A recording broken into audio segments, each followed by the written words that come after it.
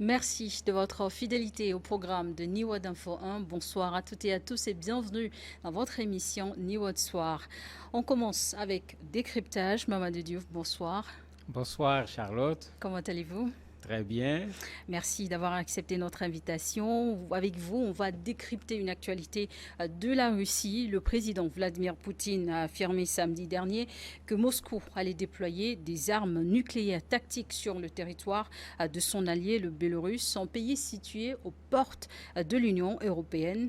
Alors, Mamadou Diouf, dans un contexte de guerre avec l'Ukraine et de tensions avec l'Union européenne notamment, que tente de faire la Russie en faisant cette annonce?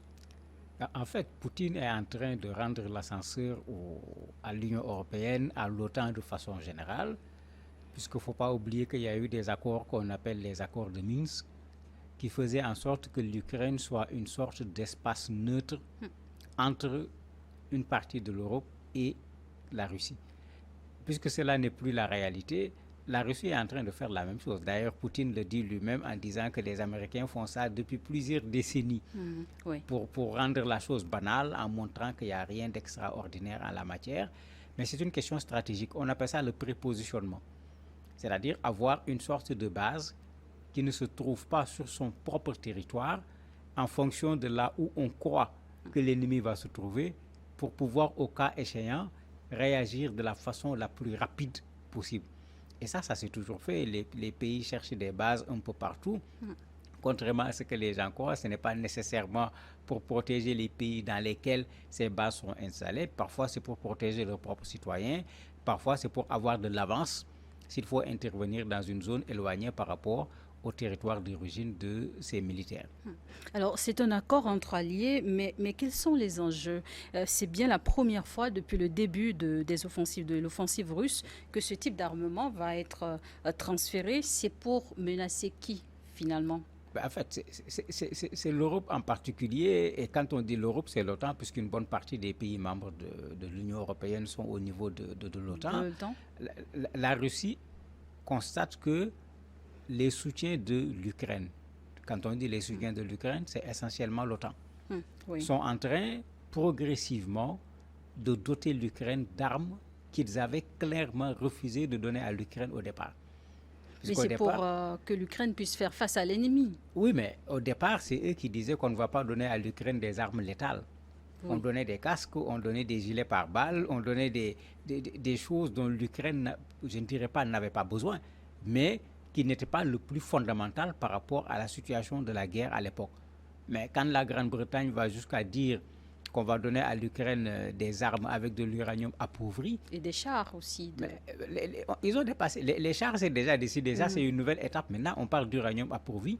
Et avec cet uranium appauvri, ils ont la possibilité de tirer sur des chars russes qui sont des chars blindés et de pouvoir percer les chars qui sont blindés. Ben, les gens sont en train de monter d'un cran. Certainement, la Russie est en train de préparer également sa réponse en leur disant, mais attendez, puisque vous rentrez dans la guerre petit à petit, tout en faisant semblant de ne pas rentrer dans la guerre, moi je prépare directement la guerre en m'installant à vos portes pour qu'en cas de nécessité, que je puisse utiliser mes armes contre ceux qui commencent à prendre part carrément à la guerre Et là, on au se niveau de retrouve dans l'Ukraine. une situation de démonstration de force. Oui, ben, on y est déjà. On y est déjà et c'est dangereux. C'est dangereux parce que quand on est à la porte de la Pologne, Oui. quand on est à la porte de la Lituanie, on est à la porte de deux pays qui sont membres de l'Union européenne et vous connaissez l'accord qui existe au niveau de l'Union européenne. Il suffit qu'on attaque la Pologne ou qu'on attaque la Lituanie pour que toute l'Union européenne déclare la guerre à la Russie. Et pour ceux qui n'ont pas oublié l'histoire, c'était comme ça également avec les blocs au moment des guerres mondiales. On est allié à celui-ci, l'autre est allié à celui-là. Si tu attaques telle personne, c'est comme si tu as attaqué l'autre. Je crois qu'il est temps que les gens, malheureusement, l'ONU ne pourra rien faire parce qu'avec les droits de veto... Oui, mais justement, le temps parle dans cette affaire de rhétorique dangereuse. L'Ukraine qui interpelle le Conseil de sécurité de l'ONU de prendre des décisions fermes. Sait-on quelque chose de la portée de ces armes nucléaires tactiques? En fait, ces armes sont de plusieurs portées. Vous en avez de très longues portées. À l'époque, on parlait de missiles intercontinentaux, puisque, en fait, chacun sait pour qui il prépare ses armes. bien que malgré toute la période de la guerre froide où on a assisté à ce qu'on a appelé la course aux armements qui est en train petit à petit de reprendre puisque chacun sort actuellement de nouvelles armes avec une certaine performance pour montrer qu'on a une armée qui est très très bien équipée et aller dans le sens de la dissuasion par rapport à l'autre, mais le risque est énorme. Le risque est énorme pour une bonne et simple raison. Ce n'est pas nécessairement un Russe qui va tirer sur la Pologne. C'est déjà arrivé. On a plutôt accusé l'Ukraine de l'avoir fait. Est-ce que ce n'était pas une tentative de l'Ukraine de dire à l'Union européenne, au lieu de donner des armes, au lieu de donner de l'argent, venez rentrer tout simplement dans la guerre? Mais comme on le sait, les pays européens ne veulent pas de guerre sur leur territoire. Est-ce que cette annonce ne viole pas les accords sur les armes nucléaires? Non, ça ne viole pas les accords. Poutine a été très clair, les Américains font la même chose. Mais il y a sur les accords de l'OTAN, il y a le principe de non-prolifération des armes nucléaires, par exemple. Oui, mais cet accord est appliqué à l'Iran. Cet accord est appliqué à un certain nombre de pays. Mais eux, qu'est-ce qu'ils font de cet accord? Moi, j'ai toujours dit, soit personne n'a des armes nucléaires, soit tout le monde peut en avoir.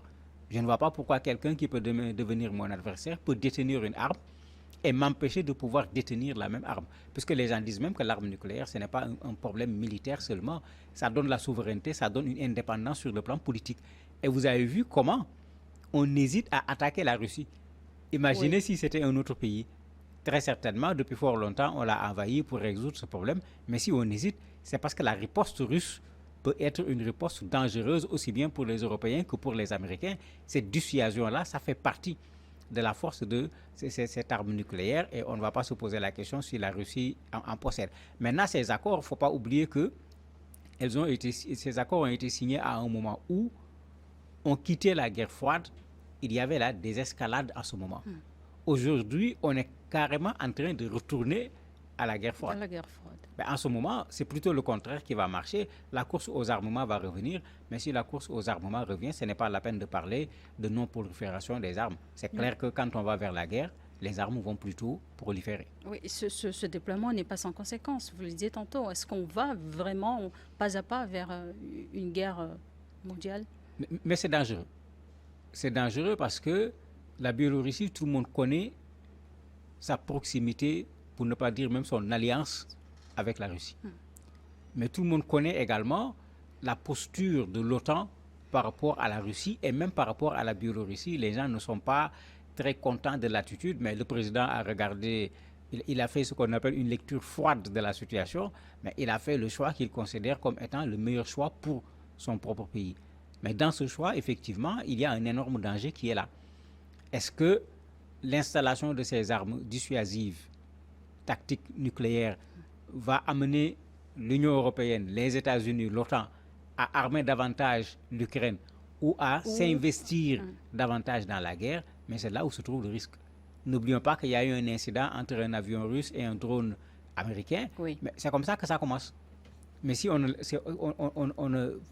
va pas dans le sens d'arrêter cette escalade, on va arriver à un moment où quelqu'un a tiré un missile qui n'est pas allé dans la bonne direction, qui est allé dans un autre pays, ce pays considère qu'on lui a déclaré la guerre, mais vous imaginez ce que ça va faire comme déflagration à l'échelle internationale, mais surtout pour nous autres Africains. Moi, je me dis qu'il ne faut pas qu'on attende les Nations Unies seulement. L'Union africaine doit pouvoir continuer. Quelles dispositions peuvent prendre alors les États africains? Mais ils peuvent continuer ce qui avait commencé le président Macky Sall.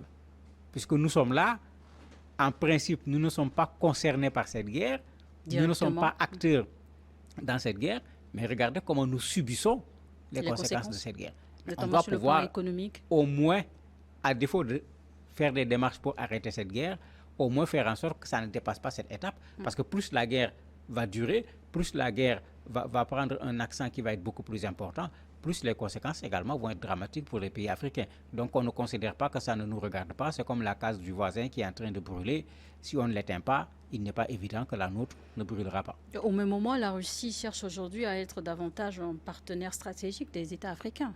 Oui, c'est qu'avant cette guerre, tout comme pendant cette guerre, vous avez vu toute la diplomatie européenne, américaine, ils ont voulu que la Russie soit totalement isolée sur le plan diplomatique. On a tout fait pour amener les pays africains à suivre. Vous avez entendu même le président Macron nous le dire de façon extrêmement claire, on ne peut pas être neutre dans cette situation. Mais non, ce n'est pas à lui de nous dire si on va être neutre ou pas. Ce qui est dommage, c'est que les pays africains n'ont pas pris une position ensemble. Les positions sont des positions dispersées, et même il y a des positions qui ont évolué en fonction des pays. Vous voyez, il y a Poutine qui va aller en Afrique du Sud, les gens font tout pour décourager l'Afrique du Sud, pour que l'Afrique du Sud ne reçoive pas. Alors qu'en Centrafrique, par exemple, il s'installe. Ou bien même s'il arrive, qu'il l'attrape, puisqu'il y a un mandat d'arrêt maintenant contre Poutine. Mais pourquoi les gens se donnent autant de peine quand il s'agit de la Russie, mais quand il s'agit d'autres pays qui font la même chose, comme Israël, personne ne fait absolument rien. Les Américains ont fait la même chose en Irak. Pourquoi ils ne sont pas poursuivis? Pourquoi les Américains insistent sur la CPI alors qu'eux-mêmes ne sont pas dans la CPI? Il faut qu'on fasse notre propre lecture des événements au lieu d'être tout simplement à la remorque de gens qui, quand ils nous demandent de venir, ne regardent pas nos intérêts, mais regardent tout simplement leurs intérêts pour nous mettre dans une guerre où eux, ils savent ce qu'ils cherchent alors que nous, on n'a pas grand-chose à chercher là-bas. Concernant donc ce déploiement d'armement nucléaire en Biélorusse, Mamadou Diouf, si vous permettez, on va suivre cette déclaration du président russe Vladimir Poutine et puis on revient pour le débat juste derrière. Здесь тоже нет ничего необычного. Il n'y a rien d'inhabituel ici non plus. Les États-Unis agissent de la sorte depuis des décennies. Ils placent depuis longtemps leurs armes nucléaires tactiques sur le territoire de leurs alliés, les pays de l'OTAN en Europe. Nous avons convenu de faire de même sans violer nos obligations, j'insiste, sans violer nos obligations internationales en matière de non-prolifération des armes nucléaires.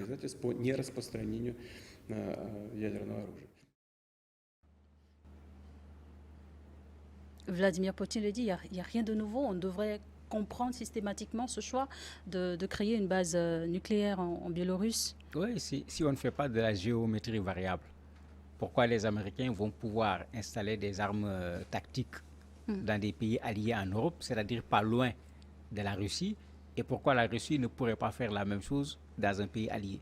C'est pourquoi je disais tout à l'heure, c'est également une question de justice. Soit personne n'a les armes nucléaires, soit tout le monde peut en avoir. Ici, c'est la même chose. Si on considère que c'est un danger que de venir mettre ses armes dans un pays allié, mais que la règle soit appliquée à tout le monde et de la même manière. Et c'est pourquoi il dit qu'il n'y a rien. Il n'y a rien parce qu'effectivement, le cas existe et les gens n'en avaient pas fait un problème. Il est vrai quand même que le contexte n'est pas le même. Aujourd'hui, quand la Russie installe ses armes, la Russie est en train de se préparer parce qu'elle ne sait pas jusqu'où cette guerre va aller. Et comme on le dit, il ne faut pas attendre que la chose arrive pour voir quelles dispositions il faut prendre. La Russie est en train d'anticiper pour qu'au cas où l'OTAN ou l'Union européenne se mêlerait à cette guerre, que la Russie soit bien positionnée. Mais qu'est-ce qui pourrait amener Moscou justement à appuyer sur le bouton rouge? Poutine l'a dit depuis longtemps, dans un discours extrêmement clair. L'ancien président également, Medvedev, l'a dit. Pour eux, si les autres pays rentrent dans cette guerre, la Russie n'a pas prévu dans ses textes ce qu'on appelle l'utilisation préventive de l'arme nucléaire. C'est-à-dire être le premier à utiliser l'arme nucléaire en pensant que. Mais ils sont très clairs, ils ont tracé des lignes rouges. Et pour eux, si le territoire russe est menacé, ils sont prêts à utiliser l'arme nucléaire. Poutine l'a dit, développé dans un discours extrêmement long à l'époque. Il a été très clair là-dessus. Et d'ailleurs, c'est une des raisons pour laquelle aussi bien les États-Unis, l'OTAN de façon générale, font très attention parce qu'on craint ce monsieur dans une certaine mesure. On ne veut pas le reconnaître. On dit tout le temps, bon, les armes, ils n'en ont pas assez, les soldats ne sont pas bien formés, etc. Mais jusqu'à présent, les gens, ils vont à petits pas. Et quand Poutine réagit, vous voyez, les gens essayent de revoir ce qu'ils sont en train de faire en matière de stratégie. Et aujourd'hui, comment les choses évoluent? Comment, avec la guerre en Ukraine, comment sortir de cette guerre? Mais tout le monde connaît la solution. Je ne crois personnellement pas que l'Ukraine va gagner cette guerre. Je n'y crois pas du tout. Parce que je ne vois pas par quel miracle l'Ukraine va pouvoir gagner cette guerre. L'autre élément, la Russie n'a pas clairement dit c'est quoi sa stratégie dans cette guerre. Tantôt, on a l'impression qu'ils vont aller prendre Kiev, tantôt, on a l'impression qu'ils veulent prendre les zones frontalières. Mais il y a eu une donnée importante tout à l'heure. Les Américains, je dis tout à l'heure, il y a quelques jours, les Américains ont accepté le principe de pouvoir négocier des territoires, c'est-à-dire accepter de céder à la Russie, pour dire les choses clairement, une partie de l'Ukraine. Mais ça veut dire que c'est des bases en matière de négociation. Et si les gens en parlent, c'est que la longue guerre ne fait l'affaire de personne. Ne parlons pas de l'Ukraine qui est en train d'être carrément détruite. Pas de la Russie, puisque c'est des finances énormes quand on veut faire la guerre. Ceux qui sont en train d'appuyer également commencent à avoir de la contestation dans leur propre pays où les gens leur disent « mais occupez-vous de nos problèmes au lieu d'aller de l'autre côté ». Mais puisque c'est l'Ukraine qui est concernée, si Zelensky se décidait à ce qu'il y ait des pourparlers, mais il est clair que les autres vont rapidement accepter et se mettre derrière l'Ukraine pour l'aider à trouver un accord, j'allais dire, honorable pour sortir la tête haute, parce que eux-mêmes, malgré les déclarations qu'ils font, cette guerre les dérange présentement. La CPI, vous l'aviez évoqué tantôt, la Cour pénale internationale a émis un mandat d'arrêt international contre Vladimir Poutine. Qu'est-ce que cela pouvait avoir comme influence sur la situation actuelle? Mais absolument rien, sinon ajouter de la tension. Qui va attraper Vladimir Poutine? Déjà, combien de fois vous avez vu Vladimir Poutine sortir de la Russie pour aller en visite dans un pays? Combien de fois? Ça veut dire que le mandat n'ira pas loin. Il n'ira pas loin. Il compte aller en Afrique du Sud. L'Afrique du Sud, pendant que Omar El-Béchir, à l'époque président du Soudan, oui, était également poursuivi par la Cour pénale internationale, ils ne l'ont pas arrêté pour le renvoyer à la CPI. Ce n'est pas eux qui risquent de le faire. Si ce n'est pas l'Afrique du Sud, Poutine va aller dans quel pays pour se trouver ramené au niveau de la CPI? Et bon, il y a de quoi se poser des questions. Pourquoi les Américains s'intéressent autant à la CPI, alors que quand on leur a dit de venir signer, ils ont refusé de signer? Pourquoi maintenant vouloir que la CPI soit appliquée à la Russie et à Poutine en particulier, dont le pays à un certain moment avait progressé vers la CPI, mais à un autre moment a fait machine arrière en restant en dehors de ce cadre de justice internationale? Vu la situation actuelle, la tension qui s'exacerbe en Afrique, notamment en Europe, la Russie est toujours en situation de force. Bon, situation de force, il y a une limite. Le problème avec la Russie, c'est qu'on n'a pas suffisamment d'informations pour savoir qu'est-ce qui se passe exactement. En termes de stratégie? Oui. Pas seulement en termes de stratégie. Les militaires d'habitude ne disent pas c'est quoi la situation, puisque c'est un jeu. Ils ne vous diront même pas combien d'armes ils ont, ils ne vous diront pas combien de militaires ils ont. Ils vous donnent des chiffres, mais les vrais chiffres, on ne les donne pas. C'est une faute même d'ailleurs de dire nous avons tel nombre de militaires. Ça fait que, qu'est-ce que Poutine veut? Puisque c'est en fait ça l'équation. Parfois, vous voyez, il fait en sorte que la guerre se calme. On dit non, il est fatigué, il n'a plus rien. Il reprend avec des bombardements intenses qui démontrent carrément le contraire de ce que des analystes militaires avaient dit auparavant. Ils se retirent d'un territoire, on dit voilà, ils sont fatigués, ils sont obligés d'arrêter. C'est ce qu'ils ont fait à Kherson, on a vu ce qu'ils ont fait par la suite. Donc actuellement, c'est Poutine qui mène en fait le jeu. Quoi qu'on dise, c'est vrai que Zelensky communique beaucoup, ce qui le met vraiment au devant de la scène, mais c'est Poutine actuellement qui mène véritablement la danse. Alors merci beaucoup Mamadou Diouf d'avoir accepté de répondre à nos questions. Je rappelle pour nos téléspectateurs, vous êtes éditorialiste. Merci à vous de nous avoir suivis. Restez avec nous.